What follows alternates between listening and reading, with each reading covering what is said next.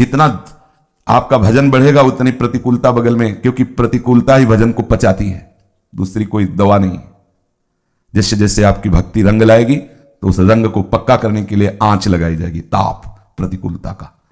और जिनको लग रहा हो कि हमारा तो बढ़िया चल रहा है, खा पी रहे हैं मस्त, कोई प्रतिकूलता नहीं, चल रहा है, अभी रंगा नहीं है, अभी रंग नहीं आया, जब रंग आए तो बताना कि प्रतिकूलता किसे कहते हैं, आपको नजर आएगी।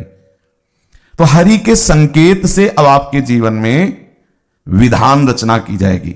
देखना, प्रारब्ध नहीं है, प्रारब्ध नहीं है, उसकी मूलता नहीं है, ये उस व्यक्ति का व्यक्तित्व नहीं है, ये हरि का रचना किया हुआ विधान है जो हमारे साथ होगा। अब ये दिमाग में विवेक में बैठा लिए तभी आप बचोगे, नहीं आपके भजन करना, भजन बचाना, भजन पचाना ये बहुत कठिन है। भजन तो करते हैं कुछ ना कुछ, लेकिन भजन को हटाने में देर नहीं लगती माया को, उसके जो आध्यात्मिक पावर है, शक्ति है, उसको छीन करवा देती।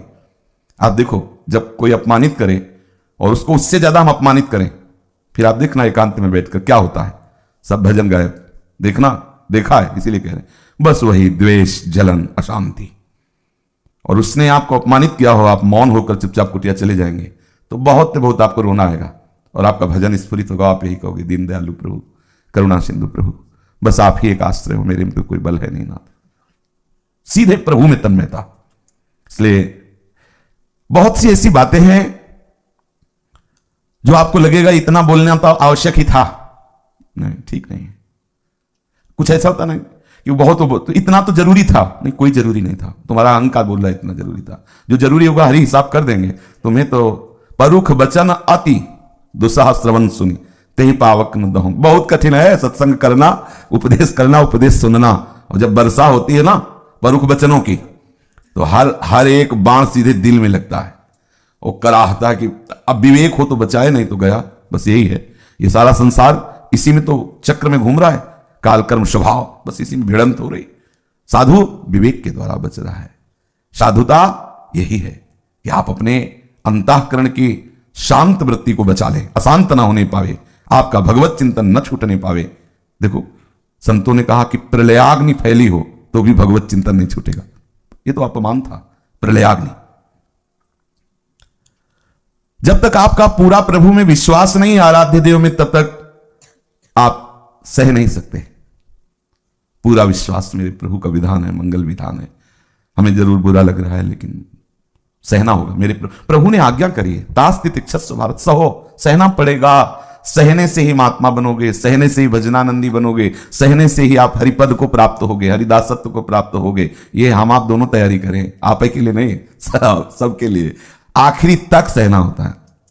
जब तक शरीर में श्वास है तब तक सहना होगा, सबको सहना होगा। अगर टूटे तो भजन बाधित हो जाएगा। बहुत मनोरंजन एक अलग बात है, भक्ति की ऊंचाई पर चढ़ने के लिए आपको ये तैयारी कर। सहत सहत बाढ़े भगत, शब्द तो सहत हो गया, लेकिन इसके लिए बहुत बड़ा हृदय चाहिए, बहुत बड़ी सामर्थ्य चाहिए। वो भजन से ही आती है, भगवत विश्वास से ही आती है। अन्याय रोकने और अपना पक्ष रखने की भी आवश्यकता नहीं। देखो, इसे संसार में नहीं स्वीकार किया जाएगा। अन्यायी का विनाश होना चाहिए, हरि करें। देखो, ये अध्यात्म मार्ग है, संसार के मार्ग में यह शब्द लागू नहीं होगा। इसलिए कह रहे हैं कि इसको कोई भी सुन सकता है।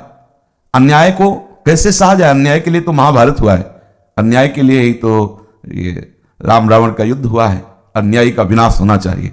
तो ना हम राम हैं और ना हम रावण हैं, हम हरि के दास हैं। तो दास का क्या कर्तव्य है? स्वामी के अधीन रहना। हमारा कार्य स्वामी स्वामी।